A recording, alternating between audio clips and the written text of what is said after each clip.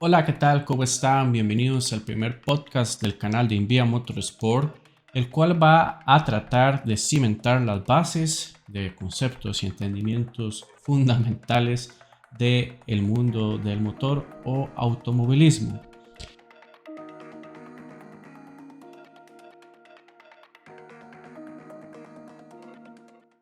El automovilismo es el deporte que se practica con autos. Yo creo que el concepto es un poco obvio, sin embargo, hay que entender eso. Muchas personas piensan que el automovilismo no es un deporte, pero sí es un deporte.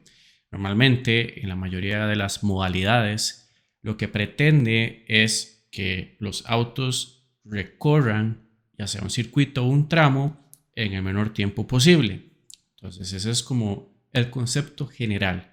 El automovilismo es un deporte que pretende que te vayas de un punto A un punto B en el menor tiempo posible. Ahora bien, ¿qué es lo que lo hace deporte como tal? Para que sea deporte y no solamente el automovilismo, sino cualquier otra cosa, tiene que existir un ente regulador, ya sea una institución, una asociación, una federación o un grupo de personas que se pongan de acuerdo para poner las reglas, o como decimos acá en Costa Rica, que marquen la cancha. Entonces, teniendo en cuenta eso, al menos a nivel de automovilismo, es importante que todos nos memoricemos esta palabra, FIA. La FIA es la Federación Internacional de Automovilismo. Esa es la que regula, en teoría, todos los deportes de motor alrededor del mundo. O sea, ese es el top. Obviamente, cada país, región, continente va a tener alguna que otra institución. Entonces, pues es simplemente que uno se acerque a las personas que organizan estos eventos a nivel regional o en nuestro país y preguntemos cuáles son las reglas, requisitos y demás para poder empezar con el deporte. Ahora bien, hay que entender que ese es el concepto general y amplio del automovilismo. El automovilismo tiene muchas clases o modalidades. También se utiliza la palabra categoría, pero a mí me gusta mucho pues usar clases y categorías. Ahora sí, esta parte es importante que entendamos que la base es un auto. Ahora bien, ese auto puede ser un auto stock de serie que compras en una concesionaria, lo sacas y en lugar de manejarlo como una persona normal, querés modificarlo y meterlo a correr algún circuito o algún evento de forma legal. Porque claramente también hay gente que se organiza de forma ilegal para hacer los famosos piques, ¿verdad? Que pues obviamente va en contra de la ley porque nadie se hace responsable en caso de accidentes ni demás.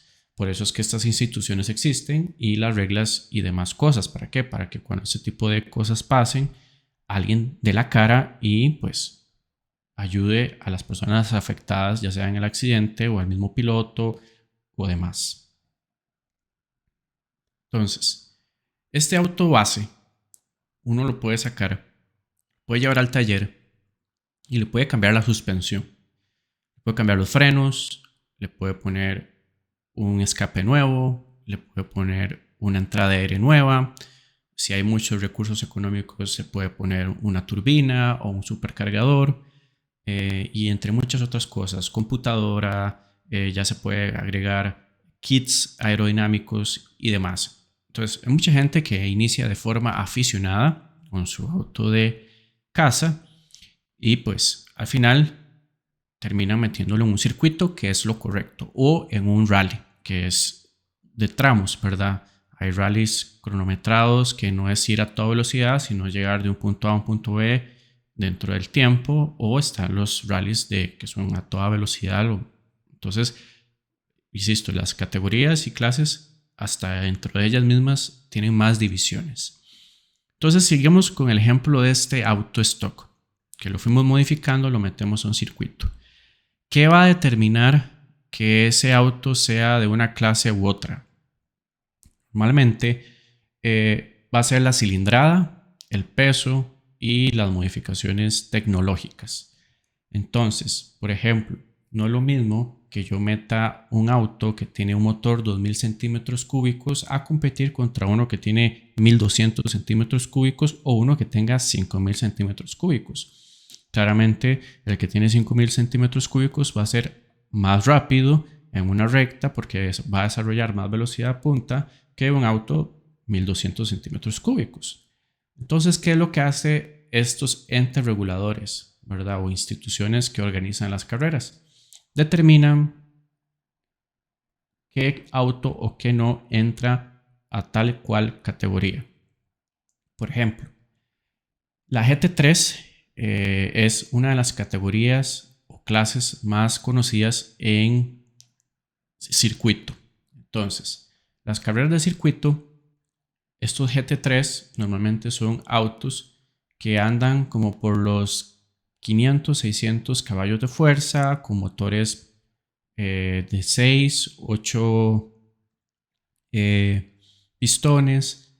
Algunos tienen turbo, otro supercargador. Pero entonces lo que hace el reglamento GT3 es decirle a los fabricantes o a las personas que preparan estos autos que tienen que requerir ciertas cuestiones mínimas, ¿verdad? Y cuestiones máximas. Entonces ahí homologan, aunque sean marcas diferentes, y logran generar una cuestión que se llama balance de performance. Eso está en inglés, es un Spanglish, pero lo que hacen es balancear el rendimiento. Así está mejor en español. Entonces este balance de rendimiento hace que los autos, independientemente de su forma estética o sus avances técnicos o suspensión, freno, motor, anden parecidos, ¿verdad? Entonces, ahora bien, aquí ya entramos al tema de clases. Siguiendo dentro del ejemplo del auto de calle que lo metió a un circuito, pues aquí, al menos a nivel centroamericano, está la GTS, la GT3, la GT2, la GT4. Pueden iniciar con autos stock que fueron modificados, se les ponen sus jaulas de seguridad, pues obviamente es muy importante los cinturones, cascos, traje y todo, que eso es del piloto, pero los autos también tienen que estar preparados, extintores y demás cosas. Entonces, a nivel de circuito, de las categorías de autos más reconocidas es la GT3 o la WEC. Y es muy curioso porque la WEC es el campeonato mundial de resistencia. ¿Qué es lo que lo hace diferente a la GT3? Porque la WEC tiene autos GT3, pero ellos le cambian el nombre de GT3 a GTE. Y si no me equivoco, ya lo van a cambiar para GT3.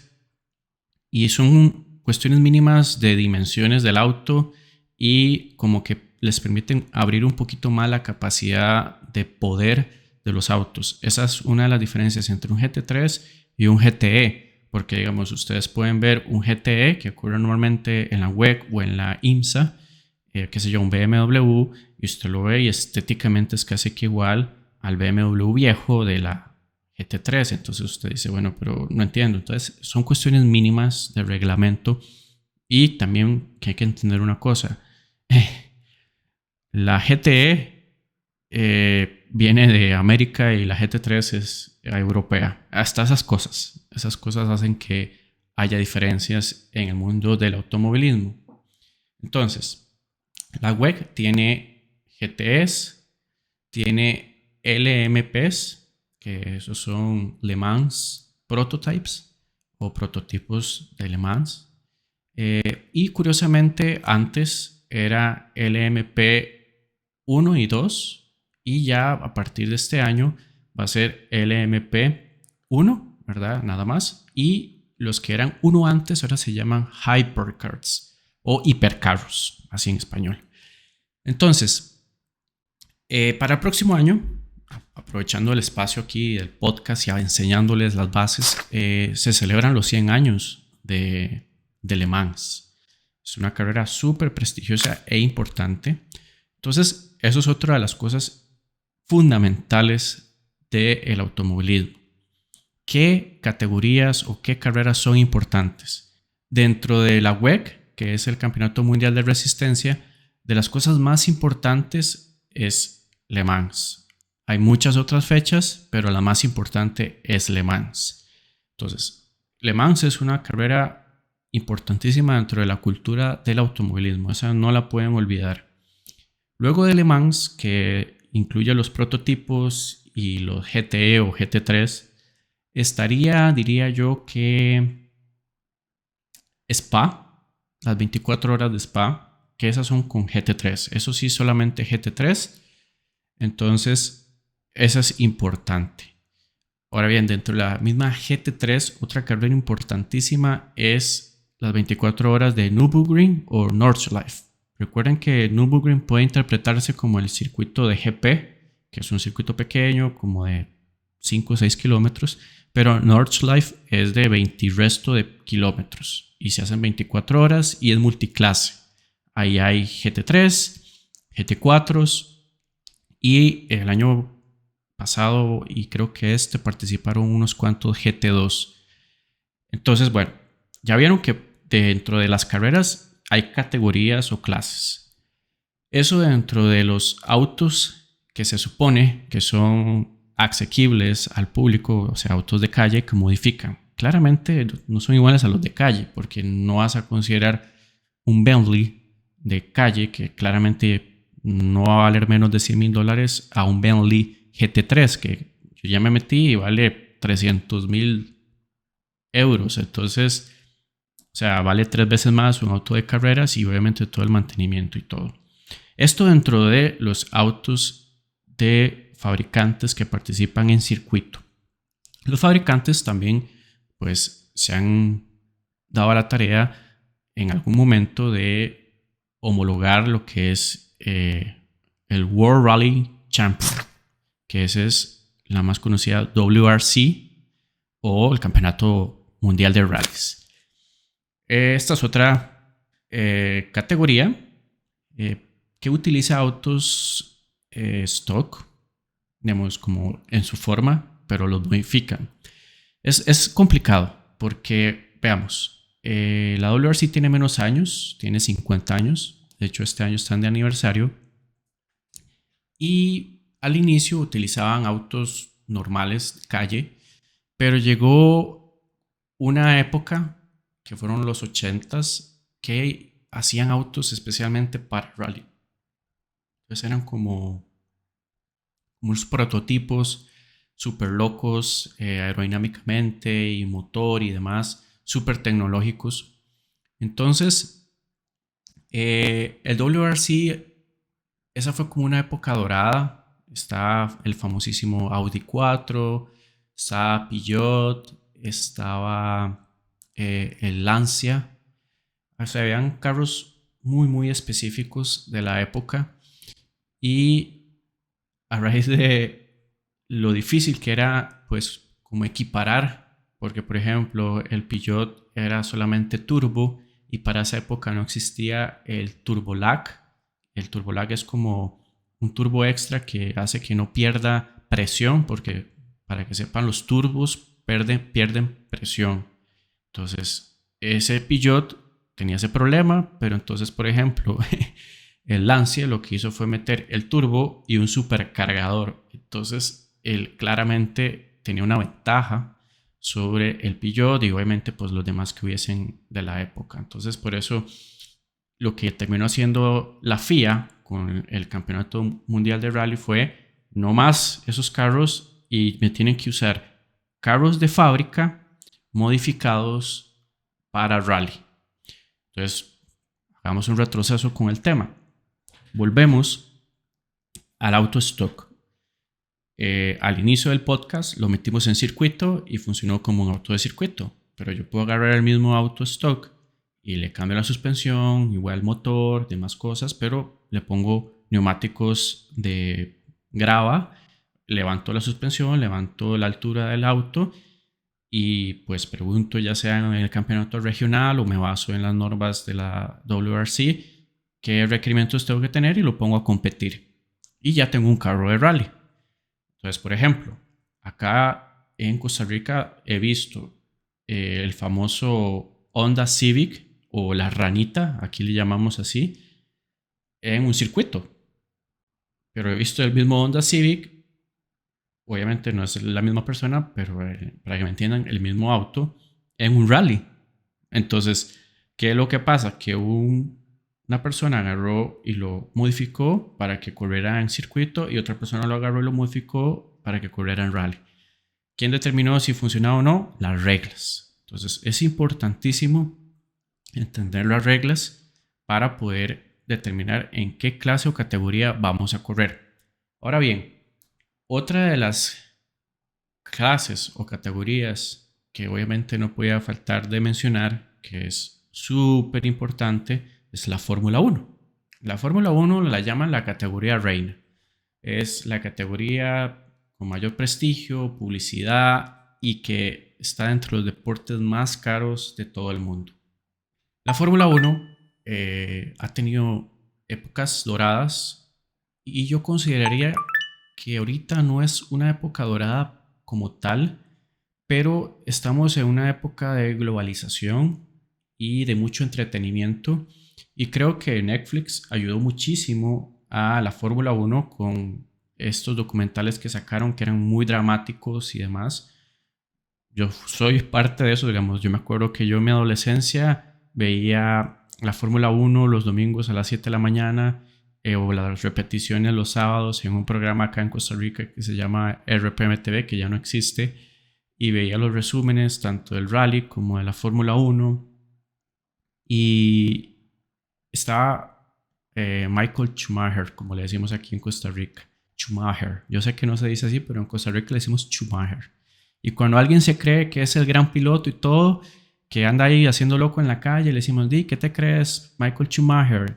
O le decimos, ¿qué, Schumacher? Porque ese fue el piloto que más influencia tuvo aquí en Costa Rica. Obviamente también hay nombres como Fernando Alonso, pues también no crean, aquí se mencionaba mucho a Maldonado cuando alguien manejaba mal y demás. Y pues uno que otro piloto de la Fórmula 1, pues uno recuerda, ¿verdad? Como Mika Häkkinen y pues también el brasileño que fue compañero de Schumacher, Barrichello, y uno que otro. O sea, realmente Costa Rica no es un país como de muchísima cultura de automovilismo, pero algo sabemos los que sabemos. Ahora bien, la Fórmula 1 no creo que esté en una época dorada hoy en día, pero la globalización y el entretenimiento lo han superpuesto ante cualquier otra categoría. Están abarrotados cada fecha los circuitos, o sea, usted ve y cuando ponen cuántas personas fueron, no bajan de 300,000 personas en un evento de fin de semana, que son 3 días. Entonces, por eso le llaman la categoría reina, es de las más avanzadas a nivel aerodinámico y de tecnología. Digamos, son autos que desarrollan velocidades de 0 a 100 en 2 segundos, 3 segundos. Velocidades punta de 350 kilómetros por hora en recta. Mantienen velocidades constantes en curvas largas de, no sé, 180 kilómetros por hora, cuando un GT3 o un WRC tiene que reducir a 60, 70 kilómetros por hora. Entonces, la Fórmula 1 es tecnología, es algo despampanante, es dinero, o sea, es dinero. Entonces, ok, concepto, clases y categorías más importantes. ¿Qué más puedo decir acerca del automovilismo? Que debemos saber que esto aplica para todas estas clases que claramente me hacen falta, porque podríamos hablar de drift, que obviamente no conozco tantísimo. Podríamos también hablar de la Fórmula 3, la Fórmula 2, también pues, de las fórmulas regionales. Podríamos también hablar de campeonatos regionales de rally, donde hablan de categorías N1, N2 o categoría libre. O sea, de verdad, o sea, categorías hay muchísimas, muchísimas, muchísimas. El punto es que quiero que se lleven de concepto eso. En el automovilismo hay demasiadas formas de entrar a competir. Claramente se me está olvidando una de las más importantes, que es el kartismo. Casi que muchos de los pilotos inician en el kartismo. Yo no practico kartismo profesional, pero sí más o menos de forma amateur o aficionado. Vamos a la pista acá de Costa Rica, rentamos unos karts, nos ponemos nuestro equipo de protección y le damos vuelta al circuito. El día es un poco cómodo a nivel económico y no tienes que hacerte cargo del mantenimiento del kart. Ahora bien, eso sería una buena forma para iniciar, ver si a uno le gusta y no hacer la gran inversión de comprar un carro y irlo modificando cuando al final tal vez no te gusta o no era lo que estabas esperando. Entonces, muchos pilotos inician con kartismo y pasan a estas otras clases y categorías. ¿Qué hay en común en todas estas que acabo de mencionar? Lo que hay en común es reglas. Reglas. Lo que hay en común es reglas. Estas reglas normalmente a nivel de circuito y dentro de los mismos tramos de rally o ya sea los Dakar y demás, yo creo que un Dakar es un poquito más difícil. Están las llamadas banderas.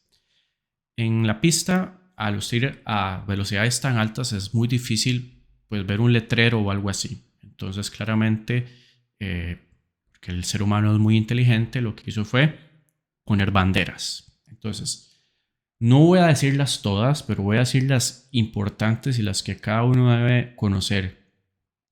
La bandera verde, creo que es un poco obvia. La bandera verde es empezó la carrera. La bandera amarilla es precaución. Una bandera amarilla es precaución. Dos banderas amarillas es, hey, reduzca la velocidad, hay algo grave, vamos a ver qué pasa, ¿verdad? Bandera roja es que se detiene la carrera por completo. Esto aplica para GT3, GT4, Fórmula 1, Fórmula 2, Fórmula 3, para el rally y no sé si para el Dakar funciona parecido, pero yo me imagino que algún sistema de símbolos o señas deben de tener en caso de emergencias, ¿verdad? O de cuestiones que hay que avisar.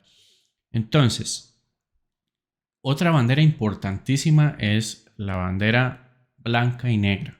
Eso significa que el piloto tiene una posible sanción. Obviamente por la tecnología, ya ahora muchos tienen radios para poder escuchar a sus ingenieros o directores de equipo que les avisan que es la famosa sanción. Y pues el organizador de la carrera le otorga 5 segundos, 10 segundos de penalización en los mejores casos. En los peores se hace algo que se llama pasar a través de pits, o en inglés es drive-thru o DT. Esto es una penalización que tal vez por una colisión que hiciste o por pasar demasiadas veces los límites de pista, porque las pistas están delimitadas y ahora con la tecnología hay sensores que determina que un piloto está pasando por fuera de la curva ganando tiempo. Entonces los penalizan con un drive-thru, que esa es una de las peores, y la peor de todas es el pare y siga en español o el stop and go en inglés. Esa normalmente, ese stop and go, dependiendo de la clase o categoría, puede ir de 10, 15, 20, 25, 30 segundos. Entonces, esa es la peor de todas las penalizaciones que le pueden poner a un piloto. Esto a nivel de circuitos. En los rallies es interesante porque en los rallies ellos no solamente tienen cronometrado el tramo que corren a toda velocidad, sino que también algo que se llama enlaces. Por ejemplo, ellos corren un tramo, qué sé yo, hablando aquí en Costa Rica, de San José a Cartago, 20 kilómetros. Normalmente esos son los tramos de rally. Entonces ellos corren ese tramo, que lo pueden hacer en 15 minutos, sí, 20 kilómetros en 15 minutos, llevan una velocidad constante de 100, 110 kilómetros. Y ya cuando terminan en Cartago, ellos tienen un enlace. Digamos, llegaron a Cartago Centro y el siguiente enlace es subir el Irazú. Entonces ellos de Cartago Centro tienen que desplazarse hasta donde inicia el tramo, tal vez en el puente que se parece a un puente Bailey ahí en Cartago. Ahí inicia el tramo para subir al volcán. Entonces los pilotos tienen un tiempo determinado para llegar ahí y entonces ellos tienen que respetar las señales de tránsito, tienen que respetar los semáforos, los demás autos, y porque en teoría un auto de rally tiene que tener la facultad de transitar en la calle, ¿verdad? En el caso de nuestro país tiene que tener RITEVE, marchamo, placas. En otros países o la WRC lo que hace son otorgar permisos especiales para cada país porque ellos andan en diferentes países. Entonces, ese tramo que se llama enlace tiene un tiempo y si el piloto de rally no llega a tiempo, lo penalizan y dependiendo de la cantidad de tiempo que pase, lo penalizan con 5 minutos o 10 minutos o demás.